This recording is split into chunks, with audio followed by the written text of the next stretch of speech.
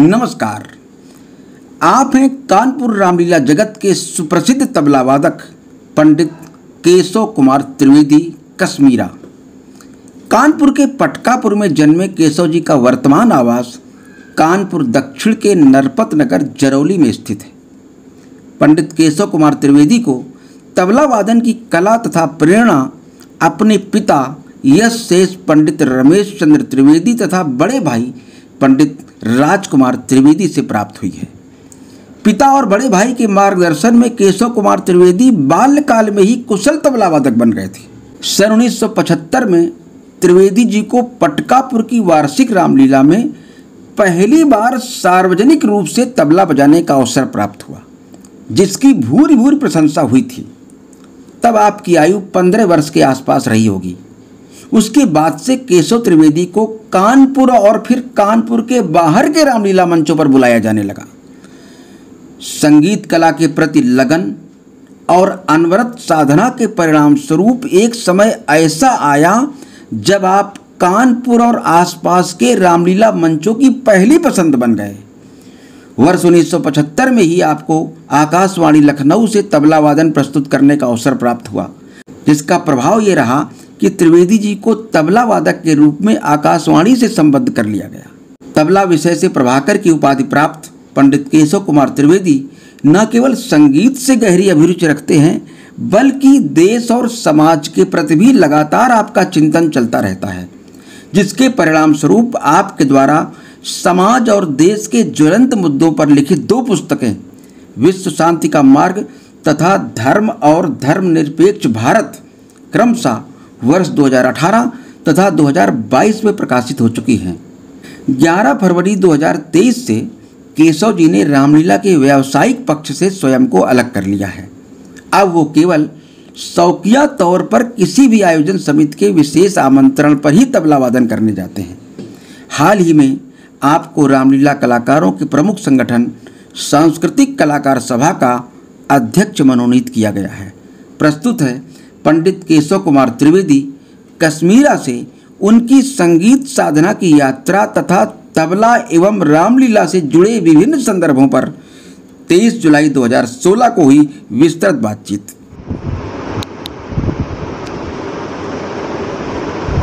केशव कुमार त्रिवेदी,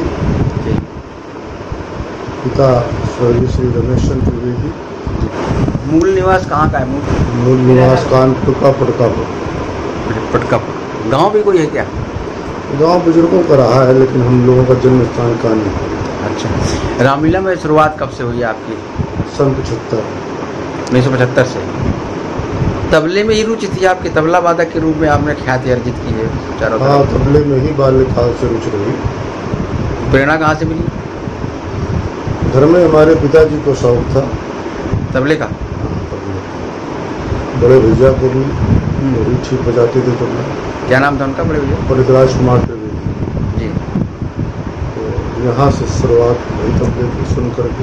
आपकी भी रुचि तबले में? अच्छा, तबले का तो क्षेत्र चूँकि रामलीला से हट करके भी बहुत इधर उधर भी है, कई क्षेत्रों में भी, लेकिन आपने तबले को लेकर रामलीला से जुड़ाव कैसे हुआ आपका? उसके पीछे कारण कि सबसे पहले रामलीला का कार्यक्रम हमारे पटकापुर में जी हमारे दरवाजे हुआ था, जहाँ से लीला के प्रति रुझान हुआ। या ऐसा मान लो कि प्रभु की यही इच्छा थी कि हमारी सेवाएं इसमें जुड़ी थी, इसलिए इससे जुड़ाव भी हुआ, लगाव भी हुआ। अच्छा, फिर लगभग कितने स्टेज किए होंगे आप अपने रामलीला के माध्यम से? करीबन 40 साल हो गया। 40 साल से ऊपर चल रहा है इस समय। 41वां वर्ष ठीक। सन 75 से। सन 75 से 15 नवंबर सन 75 से शुरुआत भई। पहला स्टेज किया था आपने? तो तब के अनुभव में और अब के अनुभव में क्या अंतर दिखाई पड़ा है? रामलीला में जो आकर्षण आपका था, जो जुड़ा हुआ, कोई ना कोई कारण रहा होगा, कोई आकर्षण होगा, तो उस समय का जो आकर्षण था, क्या वही चीज़ रामलीला में अंदर घुसने के बाद दिखाई दी? कुछ अलग दुनिया थी रामलीला की? नहीं, उस समय जैसे कि किसी भी देव स्थान पर जब व्यक्ति जाता है तो देवता के प्रति, वहाँ के वातावरण के प्रति जो आकर्षण होता है, वो जो वहाँ आदमी और घुसता है, तो जो वहाँ का वातावरण है लोगों के द्वारा बनाया गया, जब उसकी जानकारी होती है तो उस वातावरण के प्रति रुझान कम होता चला जाता है, जी, लेकिन देवता के प्रति बना रहता है वही और है। वो और गहराता है। मतलब आस्था आपकी बढ़ती गई राम के प्रति, और लेकिन जो वातावरण था उस पर जो है। उस पर जो है, अच्छा उस समय वातावरण एक कलाकारों की दौड़ थी, कलाकारों का युग था, एक अच्छा वातावरण भी था, कलाकार थे। और आज कला के नाम पर सिर्फ नाम मात्र के लोग रह गए हैं, बाकी वो न तो अब गहराइयाँ हैं कलाकारों के अंदर, न वो रुझान। ऐसा कारण क्या है इसका? इसका कारण ये है कि पहले एक गायक, एक संगीतज्ञ 100 श्रोताओं पर भारी था। हम उल्टा भूल गए। एक गायक या 10 गायक एक श्रोताओं के तुलना में श्रोता अधिक भारी हुआ करता था जी, और आज एक गायक जी, 100 श्रोताओं पर भारी है। उसके पीछे कारण ये है कि जो रुझान टीवी के माध्यम से, पिक्चरों के माध्यम से जो लाइट का जमाना आया, उस लाइट में जो दिशा बदली, उसमें जो पुरानी पद्धतियाँ थी, जो शैली थी पुरानी, उसकी जानकारी ही श्रोताओं को नहीं थी। वो आज दिखाया ही नहीं जाता है। तो जब उसकी जानकारी ही नहीं है तो श्रोताओं का ऑटोमेटिक जब वो नया दिखाया जाएगा तो उतनी जब समझ नहीं है तो वो जुड़ाव नहीं होता। तो कहीं ऐसा तो नहीं कि जो फिल्मों ने, टीवी ने नए युग के दर्शकों की और श्रोताओं की इस चीज़ को समझा कि वो समझ तो है नहीं पुरानी वाली, तो उन्होंने नए श्रोताओं की समझ के अनुसार अपने को परिवर्तित किया। वहाँ भी कला है, कलाकार है। तो रामलीला या इस तरह के लोगों ने इस पर ध्यान नहीं दिया कि हम भी श्रोताओं की सोच के अनुसार बदलें?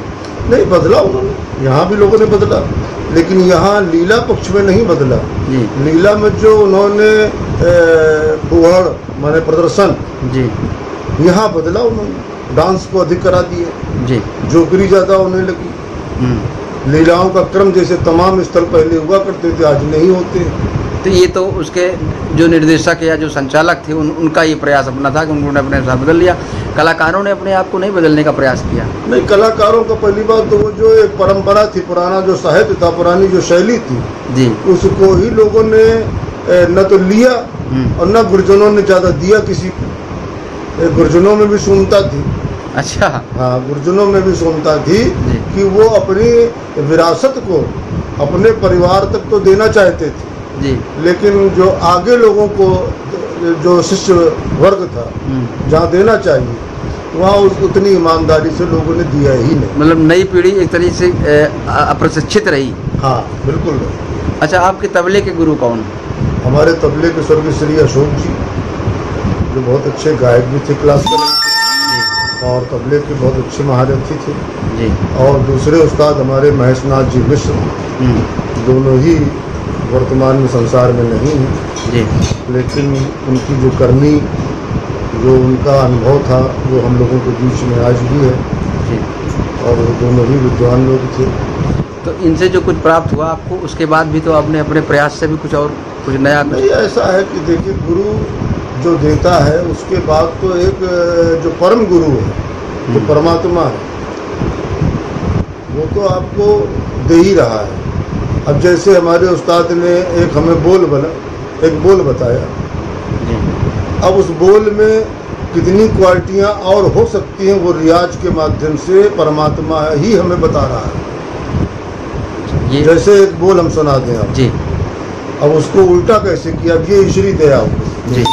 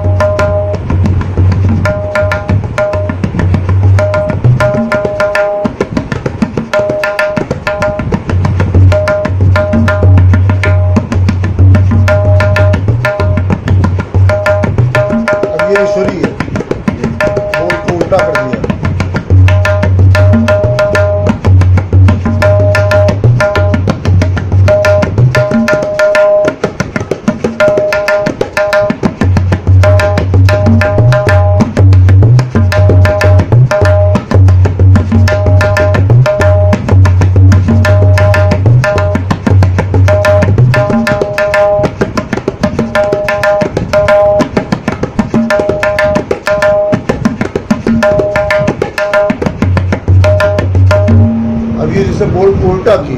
किया। अभी जो उल्टा का क्रम है ये श्रीदया है।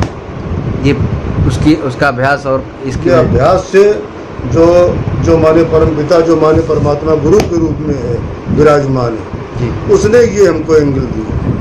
तो इसके लिए आवश्यक है कि आप अपने जो प्रैक्टिस है, जो रियाज है, वो निरंतर बनाए रखें। हाँ, रियाज तो मेन गुरु।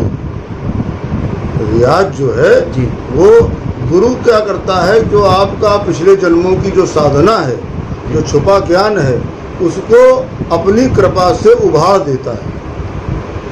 बाकी निरंतरता खुद बनाए रखने की जरूरत है। वो उसको जो है माने जागृत कर देता है, और जागृत करने के बाद आपका मन मिजाज जब उसमें फिर दोबारा जुड़ जाएगा इस जन्म में, तो उससे और तमाम चीज़ें नई नई पैदा होने लगेंगी जो पिछले जन्मों में नहीं भई, क्योंकि ये साधना ही जन्म जन्मांतर की है। अच्छा, तबला वाद्य रामलीला में प्रयुक्त होता है, नौटंकी में नकारे का प्रचलन, तो ये तबला ही क्यों वाद्य चुना गया रामलीला में? ऐसा कोई इसका पीछे कोई विशेष कारण है कि पहली बात तो रामलीला एक मीठा विषय है, आध्यात्मिक विषय है और बड़ा शांत विषय है। जी, तबला भी मीठा है, शांत है, आध्यात्मिक है। तो इसके कारण तबले की दुनिया और रामलीला से काफ़ी मेल खाती है। पहले इसको लोगों ने बहुत ही गहरा बजाया है तबले को, और रामलीला का विषय भी गहरा है जी, तो दोनों का एक मानसिक रूप से जुड़ाव है जी। नकारा एक जो है माने खुला वाद्य है। उसका विस्तार तबले से सीमित है, नकारे का नहीं, जन्म तो देखा जाए जो माने तबले का जो बोलों का आविष्कार है वो नकारे से ही है। अच्छा, हाँ भाई, पहले मृदंग जिसको माने पखावज कहते हैं जी। पखावज के बाद जिस समय अमीर खुसरो के माध्यम से तबले का आविष्कार हुआ, तो जो बोलों का समावेश हुआ, वो बोलों का जो समावेश है वो नकारे के बोलों का है। जो अजराड़ा घराना है, अजराड़े घराने में प्योर जो है ताशा बजा, नकारा बजा जी। जैसे कि उसका एक बोल है,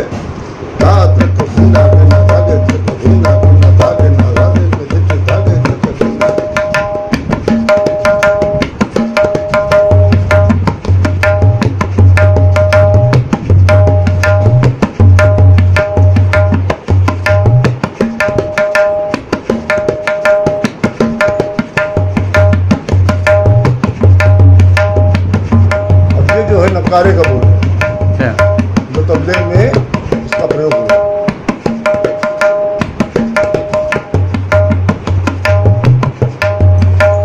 जैसे इसका एक इतिहास आपको और बता दें। हाँ। उस्ताद हबूबुद्दीन खान साहब, हबूबुद्दीन उस्ताद हबूबुद्दीन खान साहब जो अजराड़े घराने के बेजोड़ उस्तादों में उनका नाम है, और संगत सम्राट का राष्ट्रपति द्वारा पुरस्कृत भी वो अपने ज़माने में हुए हैं। तो वो जिस समय अजराड़ा दिल्ली के पास है, तो वहाँ एक उर्स होता था, उसमें 5 कदम जो है माने समझ लो खां साहब जो हैं ताशा बजाते थे, और उस ज़माने में सस्ते के ज़माने में लाखों रुपया उन पर निछावर हो जाता था। 5 कदम वो उस उर्स में चलते थे और ताशा बांध करके। अच्छा, ताशा बांध हुआ करता था पहले, शायद आपको मालूम होगा, वो माने गले में हिलगा करके और 2 डंडियों से बजाया जाता था। वो ताशा था। तो हबूबुद्दीन खान साहब हमारे जो हिंदुस्तान के संगत सम्राट हुए, तो वो ताशा बजाते थे 5 कदम। अच्छा। और उसमें उन पर माने करोड़ों रुपया निछावर लोग करते थे। तो इसका जो बोलों का समावेश है, धके नदी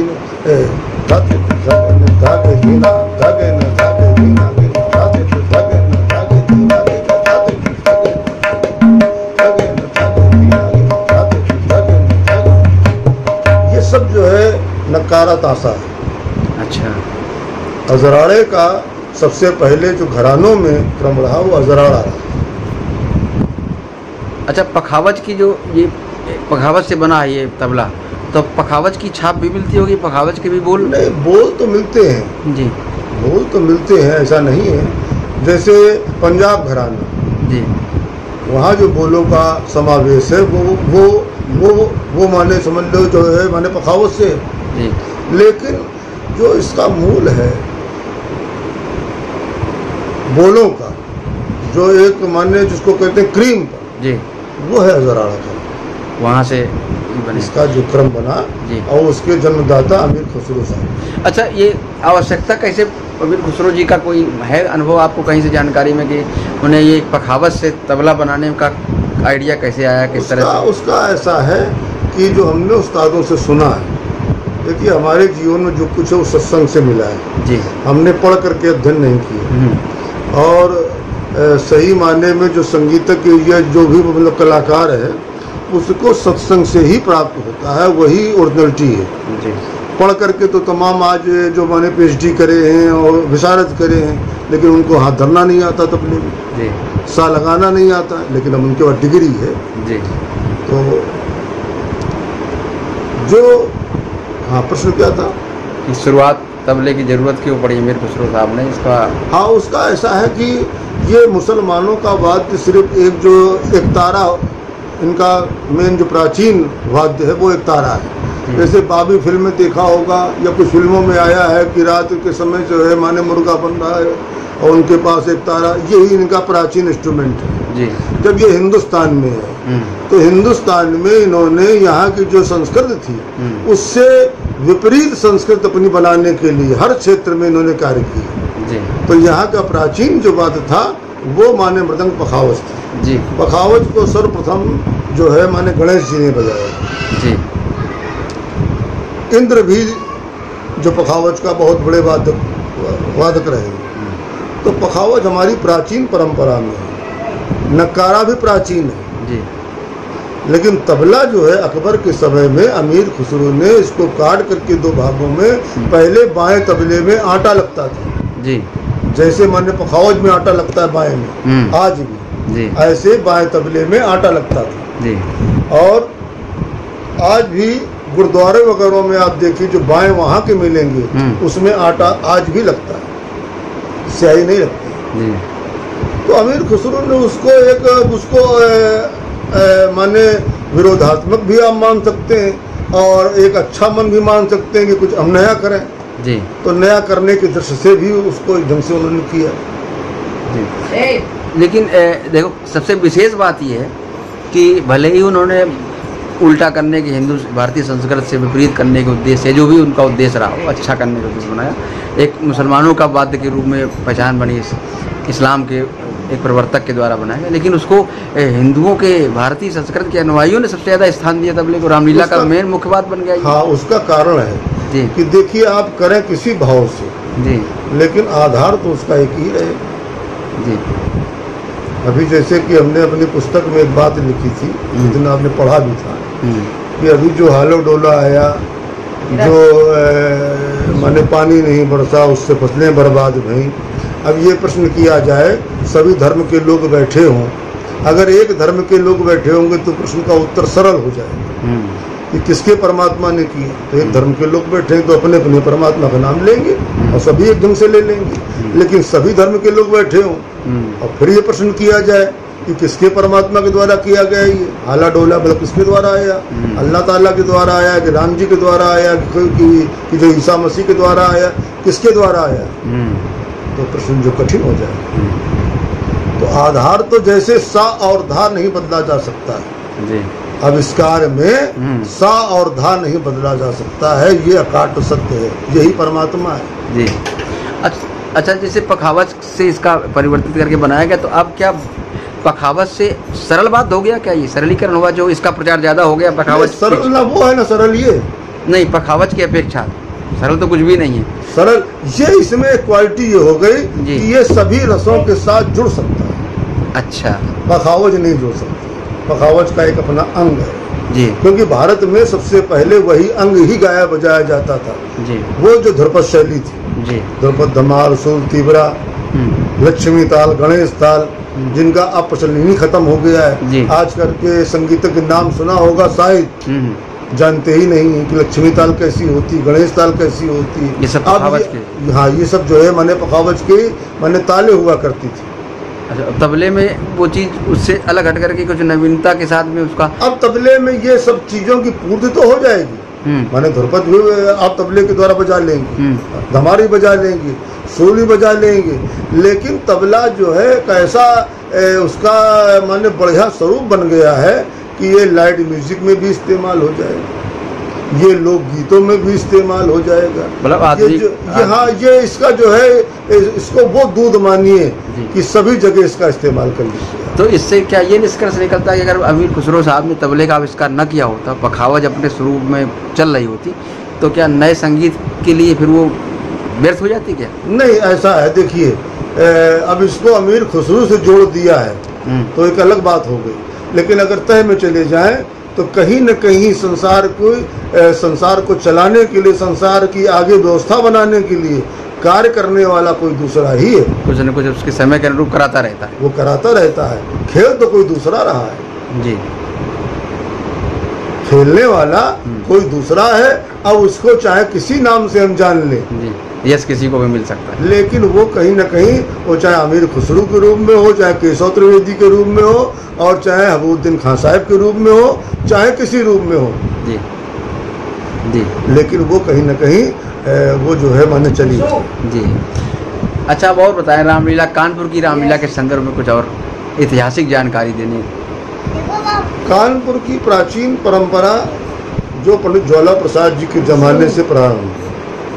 पंडित ज्वाला प्रसाद जी एक सिद्ध महापुरुष थे जिन्होंने भगवान की लीलाओं को मंची रूप दिया जी, और उन्होंने इस पर पुस्तकें भी लिखी हैं। पुराना साहित्य भी उनके द्वारा आज भी इस्तेमाल होता है, और तमाम ऐसी बंदिशें उन्होंने ईजाद की जो उस जमाने का लाइट म्यूजिक था, आज भी अपनी जगह पे जोड़ है। अच्छा, तो ज्वाला प्रसाद जी गायन वादन का भी? नहीं, गायन वादन क्या, उनको आप चौमुखा मानिए, सब कुछ जानते। वो डायरेक्टर बहुत अच्छे थे, वो करते कुछ नहीं थे जी, लेकिन उनका जो डायरेक्शन था वो बेजोड़ था।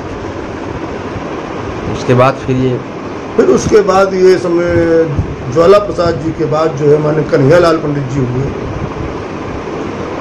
रूपराम जी हुए, राम बहादुर पांडे जी हुए, राम बाबू पांडे हुए, यहाँ तक मंडलियों का स्वरूप बना रहा। और फिर उसके बाद जो इसमें विकृतियाँ आई वो एक ही शब्द में कि जहाँ एक मुखिया तहाँ सब सुखी है। उस समय एक मुखिया होता था, इसलिए सब उसके संचालन में कार्य करते थे, सब सुखी थे, उनका पक्ष भी बढ़िया था। और आज जो है सब मुखिया हो गए, एक लेके जानकी बनने वाले बच्चे से लेकर के रावण बनने वाले तक मुखिया हो गए। इसलिए जो विकृत स्वरूप इसका बनता चला जा रहा है उसके पीछे एक मेन कारण ये भी है कि सब मुखिया है, तो कोई किसी की मानने को तैयार नहीं। इस तरह से रामलीला का भविष्य कैसा देख रहे हैं आप? भविष्य ये है कि अभी तो 10-5 साल इसका भविष्य बहुत खराब अभी होने वाला है। अच्छा, अभी तो जैसे हमने किसी काल में पंडित कृष्णमुरारी जी से एक बात कही थी, एक पर एक चर्चा चल रही थी हमारी उनकी कि उत्तम मध्यम नीच लघु चार वर्ण बनाए, तो ऐसे एक चिंतन बना, उधर चलो, तो 4 चिंतन इन शब्द पर एक चिंतन बना। तो हमने कहा उत्तम मध्यम नीच लघु, तो हमने कहा पंडित जी आपने उत्तम का कुछ समय देखा, मध्यम में राज्य किया और नीच आपके सामने ही आ गया जी, और लघु दरवाजे खड़ा है। तो पंडित जी को भी शरीर छोड़े 10-12 साल, 14 साल, 15 साल के लगभग हो रहे हैं, और ये बात हमारी कम से कम 20 साल पुरानी है। और अब मेरे अनुभव से कि नीच भी समाप्त हो चुका है, लघु अब आ चुका है, और लघु का विकृत रूप अभी आना शेष है। तो इस तरह से क्या रामलीलाएं आगे चल करके बंद हो जाएंगे क्या? नहीं, बंद तो नहीं हो, इनका स्वरूप है, एक समय ऐसा आएगा। और कुछ कहीं कहीं थोड़ा बहुत प्रभाव दिखने भी लगा है जी, कि जहाँ कमेटी वाले, आयोजक या समाज के लोग अब कहने लगे कि बंद करो ये सब, ये जो हो रहा है वो करो जो होना चाहिए जी। इसका विकृत स्वरूप पर टीका टिप्पणियाँ होने लगी, मतलब एक बार परिवर्तन फिर अच्छा समय बिल्कुल है। वो तो मैंने प्रकट करनी है। तो क्या कलाकार उस अच्छे समय के लिए तैयार दिखाई पड़ रहे हैं कहीं से? नहीं, अभी तो देखिए एक बात है कि एक शैली खत्म हो रही है जी, गिनती के जो लोग अच्छे लोगों में जिनके नाम लिए जा सकते हैं वो गिनती के बच्चे हैं जी। लेकिन एक समय आएगा कि इसका स्वरूप परमात्मा अपनी कृपा से वो अच्छे लोगों को, जो लोग चले गए संसार से अच्छे लोग, वो दोबारा कहीं न कहीं किसी न किसी रूप में आएंगे जी। और फिर एक वातावरण लीलाओं का बनेगा, लीलाएं होंगी।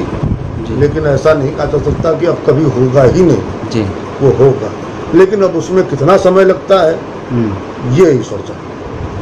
नई पीढ़ी के लोग आपको मिल रहे होंगे जो नए तैयार होकर आ रहे हैं, उनमें क्या देख रहे हैं, क्या उनकी खास बात है जो उस चीज़ को नहीं ला पा रहे जो अच्छा होना चाहिए? उसके पीछे कारण ये है कि पहली बात तो वो मनमुखे जी। कभी किसी से वो पूछते नहीं।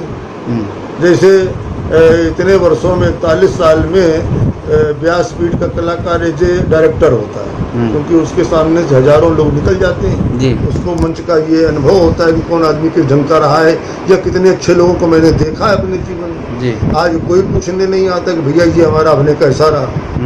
सबसे बड़ी बात तो एक ही, हम तो आज भी लोगों से पूछ देते हैं कि यार तबला कैसा बाहर से आवाज़ आ रही है, देना बाया सुनाई दे रहा कायदे से नहीं, लेकिन नए लोगों में चीज़ें नहीं समझ में आती।